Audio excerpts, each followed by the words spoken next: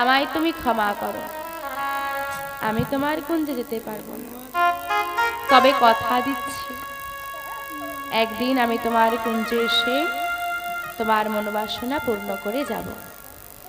ভগবান কথা দিচ্ছে মা চন্দ্রাবলীকে।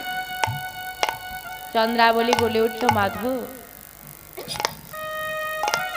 তুমি তো আমায় কথা দিয়ে যাচ্ছ, তুমি আমার ঘরে আসবে, আমার মনোবাসনা পূর্ণ করবে, আমার হাতে সেবাও নেবে।